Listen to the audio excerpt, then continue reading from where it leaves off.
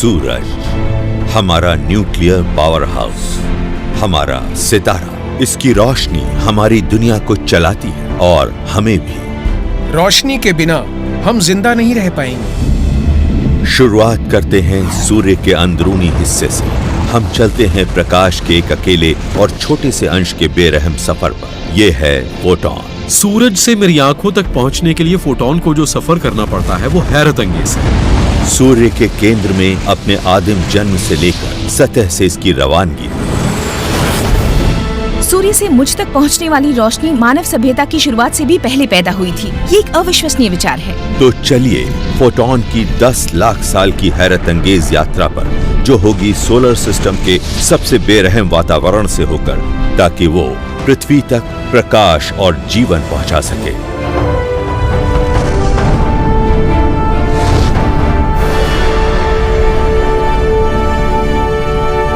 ब्रह्मांड अरबों गैलेक्सीज का घर, इनमें से हर एक बनती है अरबों तारों से, और हमारी आकाश गंगा मिल्की वे के एक मामूली से कोने में मौजूद है हमारा सूर्य, हमारा सबसे नजदीकी तारा। इस चमकते गोले में मौजूद है जबरदस्त रोशनी। इसकी चमक को सिर्फ आंखों से देखना नामुमकिन है, लेकिन अगर इस चमक से थोड़ा दूर हटें तो सूर्य नजर आता है, बेहद गर्म गैस की एक विशाल गेंद के रूप, जिसका राज है हमारे कॉस्मिक मंच पर। सूर्य वाकई इस शो का स्टार है। सूर्य पूरे सोलर सिस्टम का पितामह है। ये अपने बच्चों यानी ग्रहों को उनकी जरूरत की हर चीज देता है। हम ऊर्जा, रोशनी और गर्माहट के लिए सूर्य पर निर्भर करते हैं। सूर्य के बिना हमारा वजूद नहीं होगा। सूर्य गर्मी और रोशनी पैदा करता है, जो पृथ्वी पर तमाम जीव रूपों का ऊर्जा स्रोत है। आपसे बात करने के दौरान या उसके अलावा भी मेरा शरीर जितनी भी ऊर्जा इस्तेमाल करता है वो मुझे सूर्य से मिलती है। सचमुच सूर्य हमारे चारों ओर मौजूद जीवन का रचयिता है। सूर्य लगातार फूटता रहने वाला एक परमाणु बम है, उथल पुथल से भरा और जरूरी। हमारा वजूद सूर्य में होने वाले न्यूक्लियर रिएक्शन से निकलने वाली ऊर्जा से संचालित होता है। हम यहाँ सूर्य से मिलने वाली रोशनी के कारण मौजूद है। हमारा वजूद इन न्यूक्लियर रिएक्शंस के कारण है। अगर सूर्य न होता तो हम न होते। प्रकाश हमारे ब्रह्मांड को बनाने वाले बुनियादी तत्वों में से एक है। मुझे लगता है कि प्रकाश ब्रह्मांड में मौजूद सबसे कमाल की चीज है। इसकी हर चीज में जरूरत है। ये सबके लिए आवश्यक है। ये हर कहीं है, यानी जो भी चीज मौजूद है ये उसका एक बुनियादी हिस्सा है। बुनियादी भी और तेज भी। कॉस्मॉस में मौजूद सबसे तेज रफ्तार चीज, इसकी गति है 2,97,600 किलोमीटर प्रति सेकेंड। सूर्य पृथ्वी से करीब 14 करोड़ 88 लाख किलोमीटर दूर है, तो 2,97,600 किलोमीटर प्रति सेकंड की गति से प्रकाश हम तक 8 मिनट में पहुंचता है। लेकिन ये 8 मिनट इसके हैरत अंगेज सफर का एक छोटा सा आखिरी हिस्सा है। हो सकता है कि सूर्य के धधकते अंदरूनी हिस्से से रोशनी को बच निकलने में 10 लाख साल तक लगे। इसका मतलब ये है कि हम जिस रोशनी को आज देख रहे हैं वो हमारे पूर्वजों के अफ्रीका के मैदानों से जाने से कहीं पहले पैदा हुई होगी।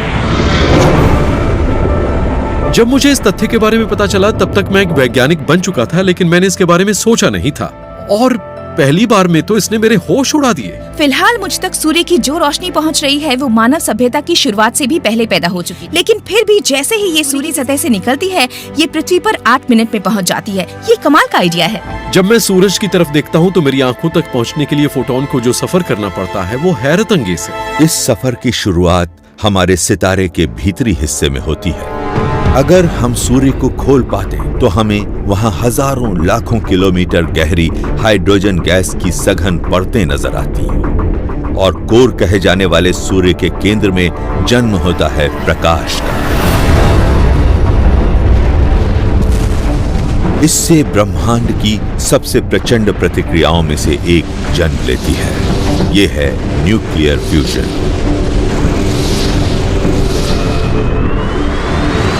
सूर्य को ताकत देने वाला ये न्यूक्लियर रिएक्शन कहलाता है फ्यूजन। हाइड्रोजन और हीलियम का आपस में मिलना। आप हाइड्रोजन के 2 कणों को लीजिए, उन्हें एक दूसरे से मिलाइए और फिर पैदा होता है एक हीलियम एटम। सुनने में ये आसान लगता है, लेकिन है नहीं। 2 एटमों को आपस में मिला काफी मुश्किल है। 2 प्रोटॉन का चार्ज एक सा ही होता है। ये दोनों पॉजिटिव होते हैं और एक दूसरे को परे धकेलते हैं। फोटॉन एक दूसरे के करीब नहीं आना चाहते। उन्हें एक दूसरे के इतना करीब आने के लिए बहुत ज्यादा एनर्जी या वेलोसिटी चाहिए ताकि वो फ्यूज हो सकें, और ये बहुत दुर्लभ होता है। इन प्रोटॉन्स को एक साथ लाने के लिए जबरदस्त गर्मी और दबाव की जरूरत होती है, और इसे पैदा करती है अदृश्य ग्रेविटी।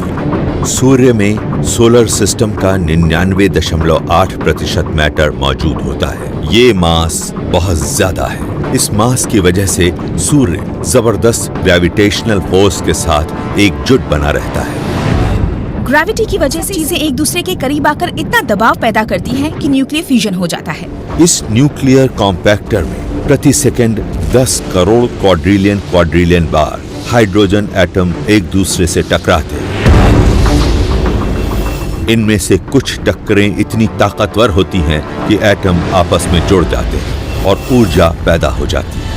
जब एक दूसरे से जुड़ने के लिए प्रोटॉन साथ आते हैं तो उनका मास थोड़ा कम हो जाता है। इस मास से एनर्जी बनती है और हर दिन के हर सेकंड में करीब 50 लाख टन मैटर ऊर्जा में बदल जाता है। ये वाकई कमाल है। टक्कर से ऊर्जा का एक छोटा सा धमाका होता है जो होता है प्रकाश का एक पैकेट। ये बहुत ही छोटा लेकिन बहुत ही दमदार होता है। किसी तरह हमारा ये फोटोन अपनी ऊर्जा पृथ्वी तक पहुंचा देता है, जिससे हमारा ग्रह जीवंत होकर जिंदगी को मुमकिन बनाता है। लेकिन फिलहाल ये प्रकाश वैसा नहीं है जो हमें नजर आता है। इसमें जबरदस्त ऊर्जा होती है और ये जानलेवा होती है।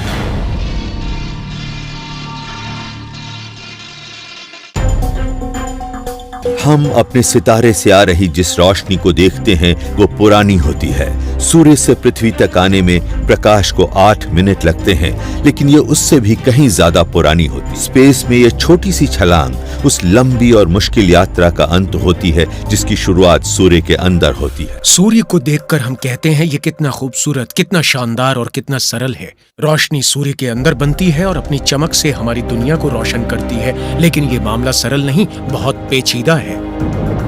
इस सफर की शुरुआत सूर्य के कोर में मौजूद जबरदस्त गर्मी से होती है और ये सूर्य की बेहिसाब ग्रेविटी से कुचली जाती है। एटम एक दूसरे से टकराकर आपस में जुड़ जाते हैं और इनसे ऊर्जा का एक छोटा सा अंश निकलता है।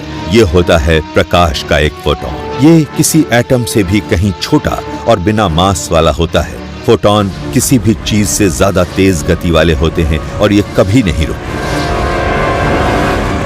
फोटोन सिर्फ सितारों के कोर से ही नहीं निकलते हैं। तो फिर प्रकाश आता कहां से है? इसका जवाब है मैटर इसे बनाता है, और इससे पैदा होने वाला प्रकाश इसके तापमान पर निर्भर करता है। ब्रह्मांड में एब्सोल्यूट 0 डिग्री से ऊपर वाला मैटर का जो भी अंश है वो प्रकाश पैदा करता है, इंसानों सहित। हम इंसानों से हमेशा प्रकाश निकलता रहता है क्योंकि हम जिंदा हैं, हम गर्म हैं, हमारा तापमान 0 नहीं है, इसलिए हम इंफ्रारेड रेडिएशन छोड़ते रहते हैं जिसे अक्सर हीट रेडिएशन कहा जाता है। लेकिन तमाम मैटर प्रकाश छोड़ता है। बेशक मैं बहुत कूल इंसान हूँ, लेकिन मैं भी रोशनी पैदा कर रहा हूँ। हम जो प्रकाश देखते हैं उसे इंद्रधनुष के रंगों में बांटा जा सकता है। हर रंग असल में लाइट के फोटोन हैं जिनकी ऊर्जा की मात्रा थोड़ी भिन्न है, और हम जो कुछ देख सकते हैं वो लाइट स्पेक्ट्रम का एक अंश भर है। हमारी आंखें असल में सब कुछ नहीं देख पाती। हम नजर आने वाले प्रकाश के बारे में जानते हैं जिसके प्रति हमारी आंखें संवेदनशील, लेकिन ये ऊर्जाओं की एक बहुत छोटी रेंज है। प्रकाश हमारे द्वारा देखी जा सकने वाली ज्यादा और कम ऊर्जाओं में भी मौजूद होता है। विशेष कैमरों के इस्तेमाल से हम इंसानों के शरीर से निकलने वाले इंफ्रारेड प्रकाश को देख सकते हैं। इस इंफ्रारेड प्रकाश में हमारे द्वारा देखे जाने वाले प्रकाश के मुकाबले कम ऊर्जा होती है, जबकि अल्ट्रावायलेट प्रकाश एक्सरे और गामा रे में इतना ज्यादा प्रकाश होता है कि नजर ही नहीं आता। विशाल और गर्म सूर्य हर तरह के प्रकाश पैदा करता है। नासा की सोलर डायनेमिक्स ऑब्जर्वेटरी में वैज्ञानिक सूर्य को उसके असली प्रकाश में देख सकते हैं। एसडीओ प्रकाश को 10 अलग अलग बैंड पासेस में नापती है और इसमें से ज्यादातर फार अल्ट्रावायलेट प्रकाश होता है। ये चमक से आगे निकलकर एक गतिशील और उथल पुथल भरी दुनिया पर एक अनूठे नजरिए का खुलासा करती है। एसडीओ से मिलने वाली तस्वीरें बहुत ही शानदार नजर आती हैं, और जिस दिन हमने उपकरणों को चालू किया वो उस दिन की तस्वीरें। प्रकाश के इन रूपों में सूर्य को देखने से ही हमें पूरी तस्वीर नजर आती है। लेकिन सूर्य के कोर में मौजूद न्यूक्लियर भट्टी में हर फोटॉन की शुरुआत गामा रे के तौर पर होती है, जो ब्रह्मांड में प्रकाश का सबसे ताकतवर रूप है। और जब कोई न्यूक्लियर रिएक्शन होता है तो उससे जबरदस्त ऊर्जा निकलती है, जो नजर आने वाले प्रकाश से कहीं ज्यादा दमदार होती है। इसे गामा रेज कहते हैं। ये तो हमें नजर आने वाले प्रकाश की ऊर्जा से करीब 10 लाख गुना या कम से कम 10,000 गुना होती है। गामा रेज किसी चीज का रूप बदल सकती है, यहाँ तक कि जान भी ले सकती है। गामा रेज ने एक खास कारण से ब्रूस बैनर को हल्क में तब्दील कर दिया था। गामा रेज प्रकाश का एक बहुत ही खतरनाक रूप है। ये आपके शरीर में दाखिल होकर अगर मैटर के साथ इंटरैक्ट करे तो एटमों को तोड़ सकती है। हम खुशकिस्मत हैं कि गामा रे फोटॉन्स सीधे ही सूरज से नहीं निकलते। अगर सूर्य गैस का ये गर्म गोला ना होता तो बनते वक्त कोई फोटॉन सूर्य से फौरन ही निकल जाता और ये एक गामा रे फोटॉन बन जाता। ये एक बहुत ही ताकतवर फोटॉन है जो पृथ्वी पर जीवन के लिए ठीक नहीं होता। एक गामा रे के रूप में अपने जन्म के बाद हमारा फोटॉन सूर्य के कोर से प्रकाश की रफ्तार से सूर्य से बाहर निकला, लेकिन फिर इसे एक बहुत बड़ी बाधा का सामना करना पड़ता है। जिस सफर में सिर्फ कुछ सेकंड लगने चाहिए वो बहुत धीमा हो जाता है। फोटॉन के बनने की शुरुआत सूर्य के बीच वाले हिस्से में होती है। वहाँ से सूर्य के सबसे बाहरी हिस्से तक पहुँचने में इसे लगभग 1 लाख साल लग जाते हैं, तब ये स्पेस में रिहा होता है। सोचिए 1 लाख साल। अगर ये बिना किसी बाधा के एक सीधी लाइन में सफर करता तो इसे सिर्फ 2 सेकंड लगते। लेकिन प्रकाश की गति से सफर करने वाले किसी फोटॉन की यात्रा की रफ्तार क्या चीज धीमी कर सकती है? कोई चीज इसकी रफ्तार घटा देती है। ये बेहद विशाल, गर्म, सघन और इतनी ताकतवर है कि ये न सिर्फ प्रकाश की गति धीमी करती है बल्कि उसे बदल भी देती है। सूर्य के कोर में न्यूक्लियर फ्यूजन की वजह से ऊर्जा का एक छोटा सा अंश रिहा होता है। ये है प्रकाश का एक फोटॉन। ये 2,97,600 किलोमीटर प्रति सेकंड की रफ्तार से आगे की तरफ बढ़ता है। इस रफ्तार पर प्रकाश को सूर्य के अंदरूनी हिस्से से सतह तक आने में सिर्फ 2 सेकंड लगने चाहिए, लेकिन कोई चीज समय की इस अवधि को बहुत बढ़ा देती है। सूर्य इतना सघन होता है कि गैस की अलग अलग परतों से होकर गुजरने में इस प्रकाश को सतह तक पहुंचने में लाखों नहीं हजारों साल तो लग ही जाते हैं। सूर्य को देखते हुए आप उस प्रकाश को देख रहे होते हैं जो प्रतिक्रियाओं की वजह से 10 लाख साल पहले पैदा हुआ। हमारा नवजात फोटॉन कोर से प्रकाश की गति से रवाना होता है, लेकिन फिर इसकी टक्कर हाइड्रोजन एटमों के एक घने बादल से होती है और फोटॉन का ये मुश्किल सफर 6,40,000 किलोमीटर से भी ज्यादा लंबा होता है। सूर्य के केंद्र में पैदा होने वाले किसी फोटॉन को बहुत लंबे सफर का सामना करना पड़ता है। सूर्य के कोर में उत्पन्न होने वाले प्रकाश के लिए बाहर निकलना बहुत मुश्किल होता है, क्योंकि उसके रास्ते में बहुत सी गैसें होती हैं और वो भी बहुत ही सघन। सूर्य के कोर के आसपास रेडिएशन जोन होता है। ये जोन हाइड्रोजन गैस से बना होता है, लेकिन ये गैस वैसी नहीं होती जैसी हम सोचते हैं। ऊपर मौजूद मटेरियल का वजन इतना ज्यादा होता है कि ये रेडिएशन जोन को तब तक कंप्रेस करता है जब तक ये लेड से ज्यादा सघन नहीं हो जाता, और तब इसमें से गुजरना लगभग नामुमकिन हो जाता है। सूर्य के केंद्र में बनने वाले किसी फोटॉन को अपनी मंजिल पता होती है। ये किनारे पर जाना चाहता है, कम तापमान तक, और उसके बाद वहां से निकलना। लेकिन इसके रास्ते में 6,40,000 किलोमीटर तक गैसें रास्ता रोककर खड़ी होती हैं। ये गैसें न सिर्फ सघन होती हैं बल्कि गर्म भी।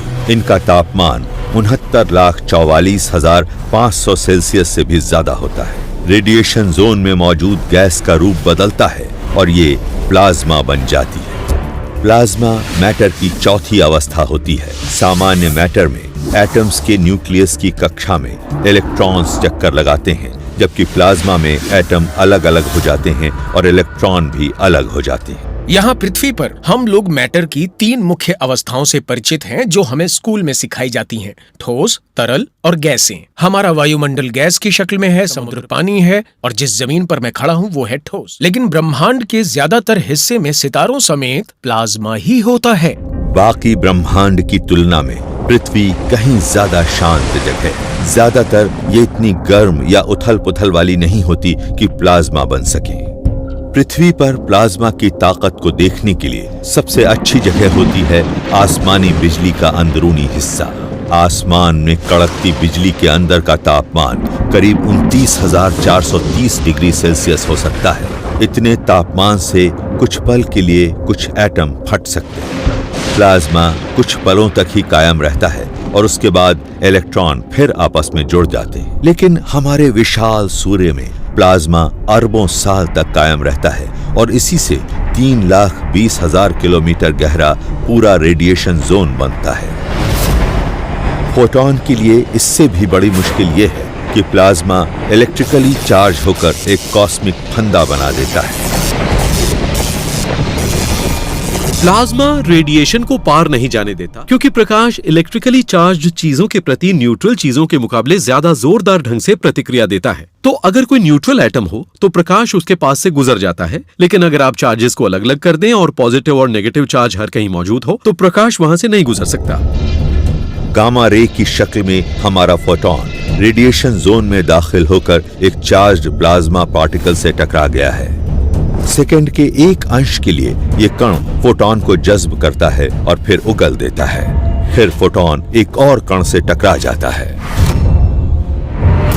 जब भी ये थोड़ी सी दूरी तय करता है, इसकी टक्कर एक एटम से होती है। ये जज्ब होता है और फिर से किसी भी दिशा में चल पड़ता है। तो सिर्फ बाहर की तरफ उछलने के बजाय ये असंख्य बार इधर उधर उछलता रहता है और फिर सितारे के छोर तक पहुंच जाता है। आप इसे बास्केटबॉल का एक एटॉमिक खेल कह सकते हैं और इसका कोर्ट होता है रेडिएशन जोन। खिलाड़ी होते हैं प्लाज्मा में मौजूद कण और बॉल होती है फोटॉन। तो ये बास्केटबॉल एक खिलाड़ी से दूसरे खिलाड़ी तक पहुंचती रहती है बिना किसी खास क्रम के। ये इस कोर्ट में कोई खास दूरी तय नहीं करती, लेकिन ये समय के साथ धीरे धीरे रास्ता तय करती है और कोर वाले ज्यादा गर्म हिस्सों से ठंडे तापमान की तरफ बढ़ती जाती है और वहीं ये पहुंचना चाहती है। आपको ये प्रक्रिया दिशाहीन लगेगी, लेकिन समय के साथ साथ ये बॉल एक खास दिशा की तरफ बढ़ती जाती है। फोटॉन इस कोर्ट में सीधा ऊपर की तरफ जाना चाहता है, जो सबसे छोटा रास्ता है, लेकिन ये रेडिएशन जोन में इधर से उधर उछलता रहता है, जिससे इसकी रफ्तार बहुत घट जाती है। इस धक्का मुक्की से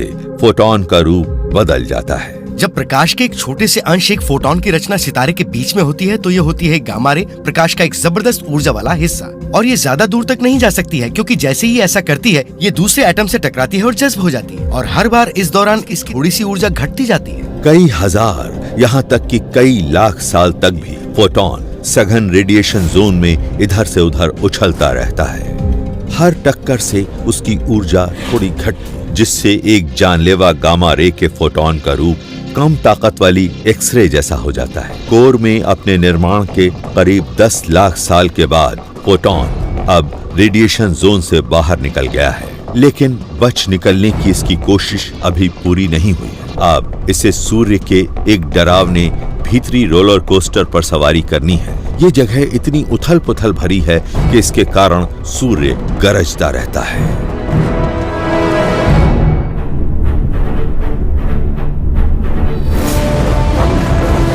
प्रकृति की ऊर्जा का डिलीवरी सिस्टम, एक फोटॉन पृथ्वी की तरफ आने के अपने सफर के दौरान सूर्य के अंदरूनी हिस्से की भूल भुलैया में 10 लाख साल तक गुजार चुका है। फोटॉन सूर्य के 3/4 हिस्से को किसी तरह पार कराया है। खूब थपेड़े खाकर और ऊर्जा गंवाकर अब ये एक जानलेवा गामा रे से एक एक्सरे में तब्दील हो गया है। लेकिन अब ये सूर्य की एक रहस्यमय बेहद गर्म परत में दाखिल होता है। ये है convection zone. Convection zone radiation zone और सूर्य की सतह के बीच पड़ता है और इसकी गहराई होती है 2 लाख किलोमीटर। हम कन्वेक्शन जोन को सीधे ही नहीं देख सकते। हमारे टेलीस्कोपों को सूर्य का ये हिस्सा अब भी नजर नहीं आता है, लेकिन हम इसकी आवाज सुन सकते हैं। नासा की सोलर डायनेमिक्स ऑब्जर्वेटरी सूर्य की आवाज सुनती रहती है। इसके द्वारा हासिल की गई आवाज बहुत गहरी होती है और इंसान इसे नहीं सुन सकते, लेकिन अगर 40 दिन की रिकॉर्डिंग की रफ्तार बढ़ाकर उसे कुछ सेकंड में सुना जाए तो वो ऐसी होती है। ये आवाज है अफरा तफरी की।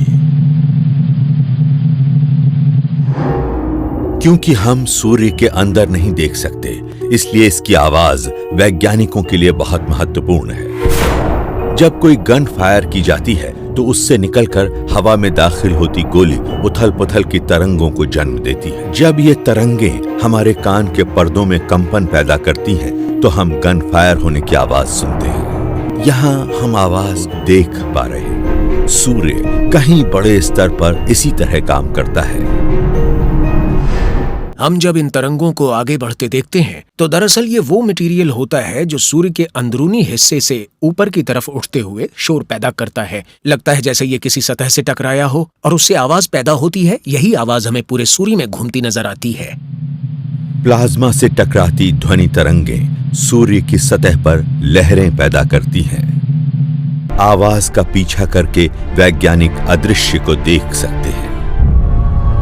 वो सूर्य की सतह से टकराती और उसके अंदरूनी हिस्से में गूंजती ध्वनि तरंगों को पकड़ते हैं, जिससे एक उथल-पुथल भरे और बेहद गर्म कन्वेक्शन जोन का खुलासा होता है। कह सकते हैं कि सूर्य में घंटियां बजती हैं, गर्म गैस ऊपर की ओर उठती है, ठंडी गैस नीचे की ओर गिरती है। ये सब उथल-पुथल जारी रहती है और इतनी ज्यादा गतिविधि की वजह से ही सूर्य से ये आवाजें आती हैं। गैस के कॉलम गिरते और उठते रहते हैं। इनके लिए जिम्मेदार होती है नीचे मौजूद गर्मी। अगर आप उबलते पानी को देखें तो गैस या पानी के बुलबुले ऊपर की तरफ उठते हैं क्योंकि वो गर्म होते हैं और फिर वो ठंडे होकर नीचे की तरफ चले जाते हैं। तो उबलते पानी को किसी केतली में आपको जो कुछ नजर आता है वैसा ही सूर्य पर भी होता है, बस वहाँ पानी के बजाय गर्म प्लाज्मा होता है।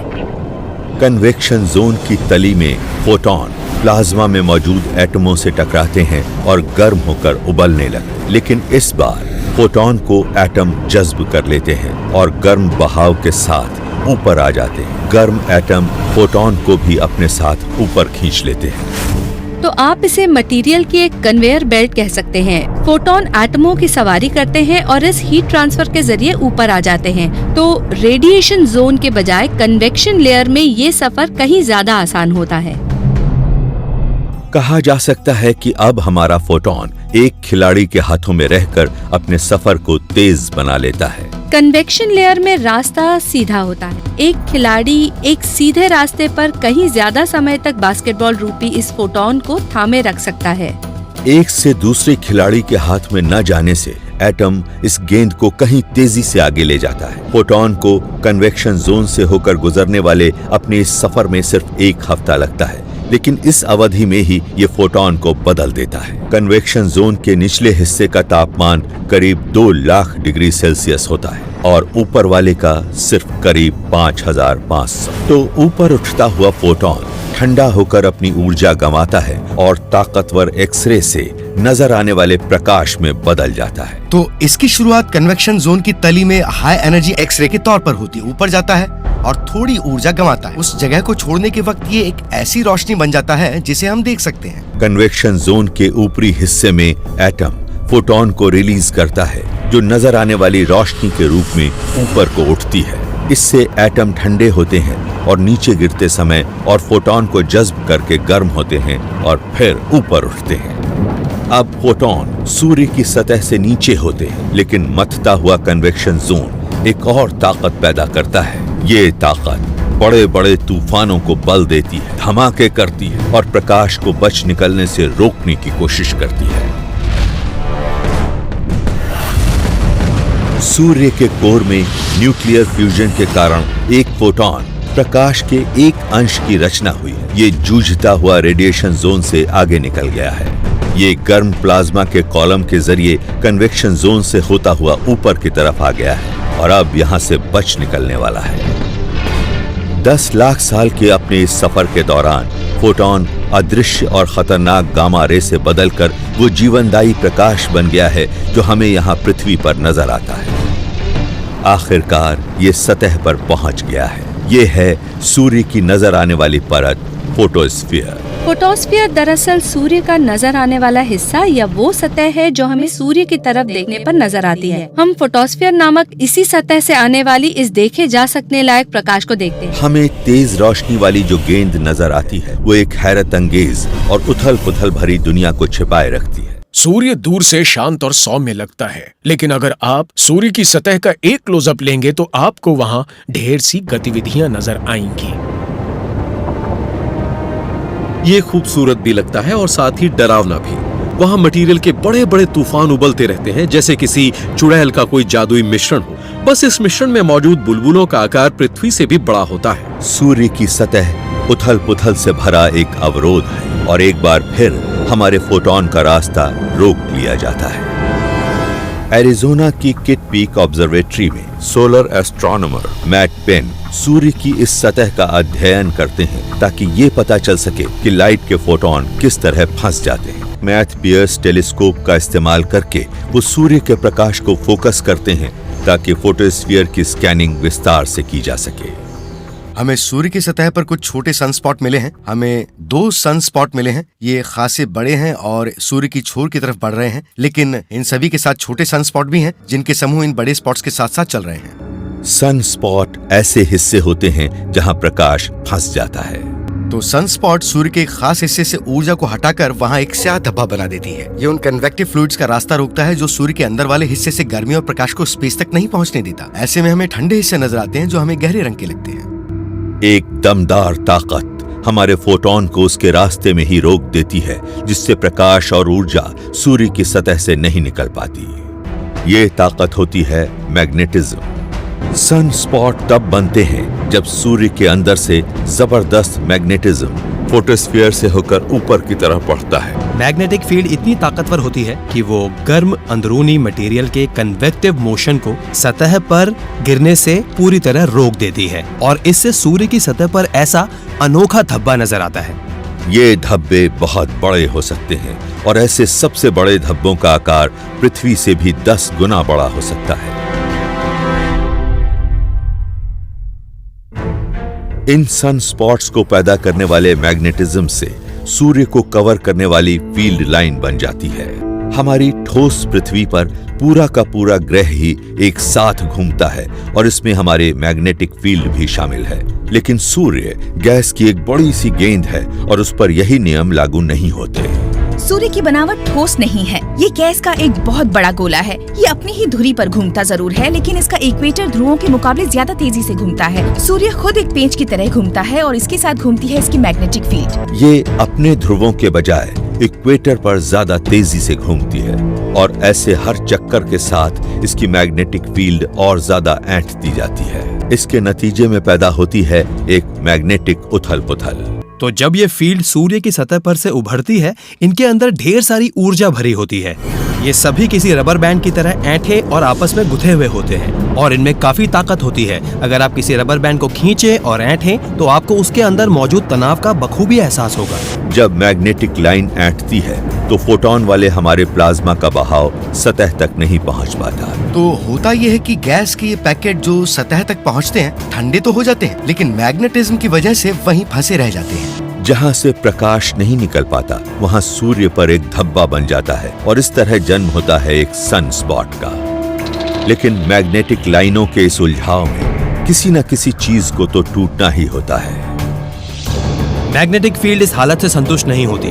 उन्हें अपनी ये हालत पसंद नहीं आती और वो सब इससे मुक्त होना चाहते हैं। सन स्पॉट के ऊपर मैग्नेटिक एनर्जी के बड़े बड़े छल्ले फैल जाते हैं।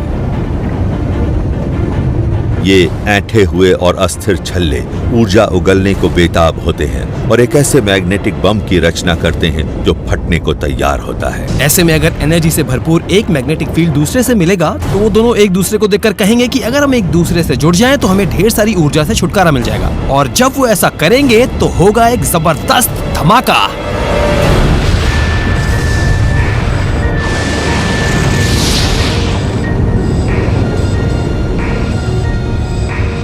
ये धमाका जबरदस्त होता है और हम इसे कहते हैं सोलर फ्लेयर। ये लाखों न्यूक्लियर हथियारों के एक साथ फटने जैसा विस्फोट होता है। सोलर फ्लेयर स्पेस में बाहर की तरफ फटती है और इनकी रफ्तार होती है 72 लाख किलोमीटर प्रति घंटा। इनसे जबरदस्त ऊर्जा निकलती है। मैग्नेटिक फील्ड सूर्य की सतह से प्लाज्मा को उछालते रहते हैं और फिर अचानक ही बहुत ज्यादा प्रकाश निकलना शुरू हो जाता है। करीब 10 लाख साल बाद हम तक पहुंचने वाला प्रकाश बच निकलता है। आखिरकार ये आजाद हो जाता है और खरबों अन्य फोटोनों के साथ बाहर निकल जाता है। लेकिन इनका सफर अब भी खत्म नहीं होता। इनमें से ज्यादातर कॉस्मोस के सुदूर छोरों की तरफ दौड़ते हैं, नई और अजीब दुनियाओं की ओर। सोलर सिस्टम में बेहद मुश्किल वातावरण में करीब 10 लाख साल के सफर के बाद प्रकाश के सूक्ष्म कण फोटॉन आखिरकार सूर्य की सतह से आगे निकल जाते हैं।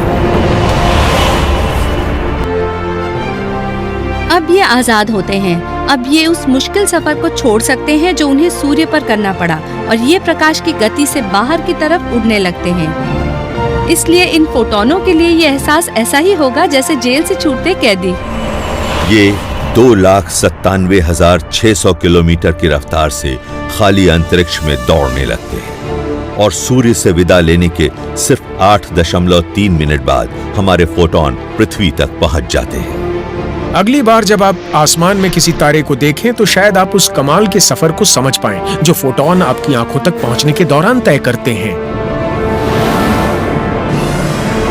इनकी रचना सितारों के कोर में न्यूक्लियर रिएक्शन की वजह से हुई थी और फिर इधर उधर भटकने से ये कम ऊर्जा वाले फोटोन बन गए। फिर कन्वेक्टिव जोन में गैस इनकी वाहक बनी और सबसे आखिर में ये आजाद हो गए। इसके बाद ये बिना किसी बाधा के सफर करते हुए हमारी आंखों तक आ पहुंचे। हमारा फोटोन आखिरकार पहुंच ही जाता है। ये किसी पत्ती से टकराकर उससे अपनी ऊर्जा थमा देते हैं। इसे कहते हैं फोटोसिंथेसिस। ये हमारी आहार श्रृंखला की बुनियादी कड़ी है। आखिरकार सूर्य के कोर से ऊर्जा लेकर हमारा फोटोन और इसके जैसे अरबों हमारे ग्रह पर जीवन की ज्योति जला देते हैं। सूर्य की रोशनी हमारे ईंधन को पैदा करती है। ये हमारे मौसम को संचालित करती है, हमारे समुद्रों को गति देती है। रोजाना हमारी पृथ्वी पर इतने फोटोन बरसते रहते हैं कि हमारी सभ्यता 27 साल तक चल सके। सूर्य की रोशनी सिर्फ ऊष्मा और गर्मी ही नहीं देती, ये हमें हमारी जरूरत की तमाम चीजें देती है। बिना रोशनी के हम जिंदा नहीं रह सकते। हमें संचालित करने वाली तमाम ऊर्जा, जो चीजें हमारे ग्रह को गति देती हैं, जीवन को मुमकिन बनाती हैं, वो सूर्य से ही हासिल होती हैं। हर सेकंड पृथ्वी पर खरबों फोटोन बरसते हैं और इनमें से हर एक हमें जीवनदायी ऊर्जा देता है। लेकिन जो असंख्य फोटोन हमारे पास से आगे निकल जाते हैं, उनका सफर अभी खत्म नहीं हुआ होता है। सूर्य से विदा लेने के करीब 80 मिनट बाद वो शनि ग्रह तक पहुंचते हैं और 4 घंटे बाद नेपच्यून तक। सूर्य की सतह से रवाना होने के बाद कोई फोटोन अपनी क्षमता के मुताबिक जितनी दूरी तक चाहे सफर कर सकता है। वो पूरे ब्रह्मांड में जा सकता है, अरबों प्रकाश वर्ष दूर भी। ये 18 घंटे में हमारे सोलर सिस्टम के बाहरी हिस्सों से भी आगे निकल जाते हैं। यहाँ सूर्य दूरी पर मौजूद एक धुंधला सा धब्बा दिखता है, लेकिन फोटोन गहरे अंतरिक्ष में और आगे बढ़ते रहते हैं। 1200 साल में कुछ photon red dwarf star system Kepler 62 तक पहुंच जाते हैं। इस सोलर सिस्टम पर पृथ्वी जैसे रहने योग्य ग्रह मौजूद बताए जाते हैं। हमारी आकाश गंगा में पृथ्वी जैसे अरबों ग्रह हैं। अगर उन पर जीवन है तो क्या वो हमारे सूर्य की रोशनी को देख सकते हैं? अगर वहाँ एलियन मौजूद हैं, तो वो आसानी से हमारे सूर्य की रोशनी को देख सकते हैं, और अगर वो काफी नजदीक हैं, तो वो सूर्य को अपनी आंखों से या टेलीस्कोप से भी देख सकते हैं। वो तो सूर्य को काफी ज्यादा दूरियों से भी देख सकते हैं। तो इस बात की संभावना काफी कम है कि एलियन इस बात को बिना समझे हमारे सूर्य का फिलहाल अध्ययन कर रहे हैं कि हम भी यहाँ ब्रह्मांड का अध्ययन करने के लिए मौजूद हैं। आगे बढ़ते हुए ये फोटोन 1500 साल में हॉर्स हेड नेबुला के पास से गुजर जाएंगे और 7000 साल में पिलर्स ऑफ क्रिएशन के पास से। इतनी दूरियों पर हमारे सूर्य की रोशनी को सिर्फ आंखों से देखना मुमकिन नहीं होगा। लेकिन एक ताकतवर टेलीस्कोप से इसे जरूर देखा जा सकेगा। हम पृथ्वी पर या स्पेस में जो सबसे बड़े टेलीस्कोप बना सकते हैं, उनके जरिए हम ब्रह्मांड के दूसरे छोर पर मौजूद तारों की रोशनी को देख सकते हैं, जो 10 अरब प्रकाश वर्ष से भी ज्यादा दूर है। तो हमारे सूर्य की रोशनी पूरे ब्रह्मांड में सफर करती है। तो हमारे सूर्य की रोशनी हमारी पृथ्वी की रोशनी लगातार सफर करती ही रहती है। जब अगली बार आप साफ आसमान के नीचे ऊपर की तरफ नजर डालें तो शायद किसी का अभिवादन करना चाहें, क्योंकि ऊपर से कोई भी आपको देखकर अभिवादन कर सकता है। यानी हमारा छोटा सा ये तारा पूरे ब्रह्मांड में नजर आता है, बशर्ते कोई देख रहा हो। हमारे नजर आने वाले ब्रह्मांड में एक भी जगह ऐसी नहीं है जहां से आप हमारे सूर्य को नहीं देख पाएंगे। और ये बहुत कमाल की बात हो सकता है कि ब्रह्मांड के दूसरे छोर पर हमारे वजूद के कुछ सबूत मौजूद हैं। शायद हम अरबों साल तक वहां न पहुंचे, लेकिन कम से कम हमें भुलाया तो नहीं जाएगा। इस सफर की शुरुआत सूर्य के कोर से एक फोटॉन के साथ हुई थी, जो 10 लाख साल के बाद सूर्य के चंगुल से निकल पाया। आजाद होने के बाद हमारा फोटॉन ऊर्जा, ऊष्मा और जीवन लेकर हमारी पृथ्वी तक पहुंचा। हमारे सूर्य से आने वाला प्रकाश अन्य खरबों तारों के साथ मिल जाता है और ब्रह्मांड का सफर करता है। इस प्रकार ये पूरे कॉस्मॉस में ऊर्जा को फैलाता है।